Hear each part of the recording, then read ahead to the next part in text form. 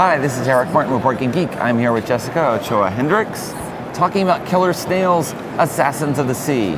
And Jessica mentioned that she had a video at her booth of... There's a video at our booth. It's also available on our website at killersnails.com of a cone snail eating a fish. And it's very impressive. The first fish, it harpoons it and pulls it in and then devours it whole. Okay. The second fish, it actually just paralyzes it. So you see it go into the mouth and then fight its way to try and get out. But it doesn't It doesn't work. And that is where the killer snails come from. Yes, You were inspired by... Well, actually, it's even before that. These Okay. snails are one of the deadliest creatures on the planet. And so they were discovered when all of these Filipino fishermen were being found dead in their boats. They can kill a 200-pound man in less than 3 minutes. Wow. Yeah. I did not know that. And they're so okay. potent that now there are marine biochemists who are extracting peptides from the venom to create painkillers for humans. And Okay. the first one's on the market. It's called Prialt, and they're hopefully developing more to become alternatives to opiates because they're not in any way addictive. Okay. Which actually leads to this game. This is your first game published in here. First game published. We made this game. What is your primary occupation? I am curious. So this is our current focus. We are Okay. working on this with the American Museum of Natural History. Okay. And this game was developed with a game designer, Nick Fortuno of Playmatics, a biochemist, Dr. Mandy Holford, and an educational psychologist, Dr. Lindsay Portnoy. Okay. And the background was that we actually funded this partially with a National Science Foundation grant to try and get more people and kids in particular excited about science. So we did this camp at the museum. Okay. And that we wanted to focus on games because games are such a wonderful way to learn. They're fun, it's natural, kids love doing them. And it's definitely an eye catcher when you have the video up there of these things happening.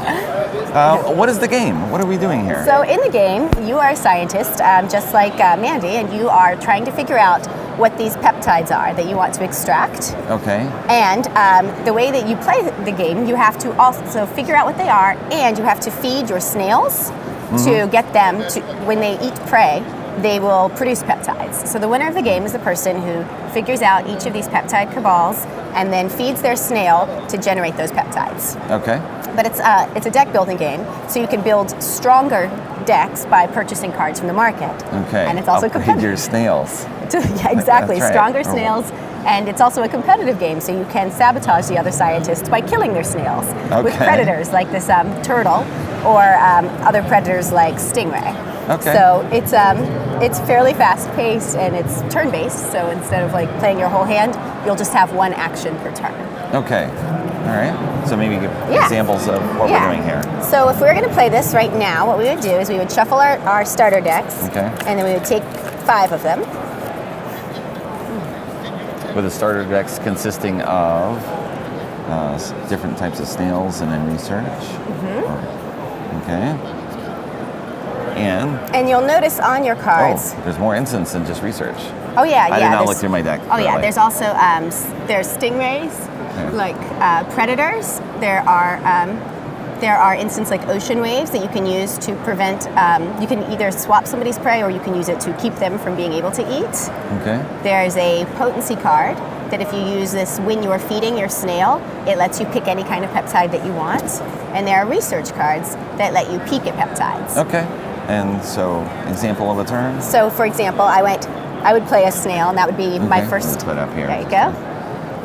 And that is my first and only action, and then it would be your turn to do something. Okay. What are you doing with the snail? So when I play I will play a different snail just to start. Yeah. So just so you can see, when you're looking at the snail, you can see here it says what it eats. This one eats all. Okay. This one eats just worms. Other snails eat fish or mollusks. Okay. And this one has a strength of 1. And when I want to attack a prey, its resistance is on there as well. Okay. So you can see that it has a resistance of 5. So it's a very tough prey to overcome. Okay. So you've played your snail, so it's my turn. And having realized that it's going to be very hard for me to feed anything, then I'm going to use my ocean wave to steal one of your prey that I will discard this, I will take this, and you eat worms. I don't have any worms to offer you anyway, so I might give you this Something kind of a fish. Okay. On a turn, can I eat my worm? I've got worm here. You Is it can. 0? You can. You can eat him. He won't give you a peptide, but he'll be fed. If I were you, I would probably buy something from the market to make your deck stronger. And how do I do that? So you find the cost is in the upper corner. On Discard the top that of the many coin. cards? Exactly. All right. And then you can buy it, and it goes into your discard pile. Okay. Let's buy something else. I have no idea. That's how you do it. But And now I'm going, just as an example, I'm going to show you, I might play a research card just so I can peek before I feed him. And I'm going to say, okay, when you peek, only the scientist who plays that card gets to look. Okay.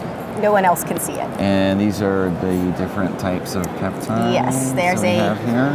a delta, an alpha, a mu, and an omega. Okay. And again, those are peptides just like the actual peptides that these scientists are working with. So in my case, I peeked and I saw an omega. Okay. So now the next time I have a turn and can feed my snail, I'm going to get an omega because I know that that's on there. Okay. And this is what you're getting. Yeah. If Your it has, choice when you're feeding. Exactly. And I get something random Exactly. out of the pool. So these would all be face down or in a bag or something like that. And so we're going to be building these up. So when we feed, what actually happens? So if I were going to feed him, right now if I were going to feed him, then it says that if a snail feeds on this prey, I get to peek at a peptide and I get to reveal a peptide. So now this is turned over, everyone can see this, and I got to peek at this one. So I now know what's over here. Okay. And because I fed it, I get a peptide. I'm going to pick the peptide that you know is on there. And I say that it's fed. And this prey then is discarded and you draw a new prey. Okay. And so we always have these. When we use up our hand, we'll draw a new hand? Yeah, you draw a new hand, and then after you use that up, then you'll shuffle all of your discarded hands together and draw 5 new ones. And you keep continuing until someone has all 3 of the peptide. Exactly. Are they called cabals? Yes, they're called cabals when they're in these. Okay. So you have the 3 peptide cabals, and then reveal them all, or these will all be revealed? They will all be revealed by the end of the game. By the different actions that people are doing. Okay. And 2 to 4 player game. 2 to 4 player game takes probably. The first time you play it probably takes maybe 45 minutes to an hour just to read all of the information and any kind of deck building. That's right. After There's lots of other information too about the particular types of prey and snails and lots of other things going on here. Okay. Yeah, and just a little more about the backstory I wanted to say. When we did this, we had this week-long camp at the museum, and it was a free camp for kids in middle and high school, and they came every day for 5 days.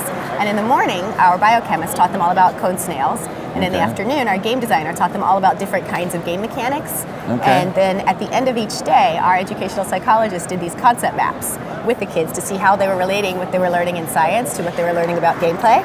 Okay. And then at the end of the week, we took all of these concept maps, thanked all the kids, and then we spent the next several months designing the game so that it really kind of reflects how these kids related the science that they were learning to the game design. That is a totally different approach than everyone else is taking. But it's interesting, it can work, right? Yeah. There's no reason that could not work in terms of how you put together a design. Yeah. Get that across. And then get to talk about killer snails. So, all right, thanks very much, Jessica. Thank you so much. I really appreciate it. This is most unexpected, which is good because there's a lot of expected from what you see from other people. Yeah. So, thank you. We want to dominate the extreme marine creature market. Okay. You have a sequel in mind? We are working on a digital version of this right now. Okay. We're thinking about sequels. There was a New York Times article in the science section recently about these leaping electric eels, and I was very fascinated. So we'll see what direction we go in next. All right. Thanks for the overview. Thank you so much.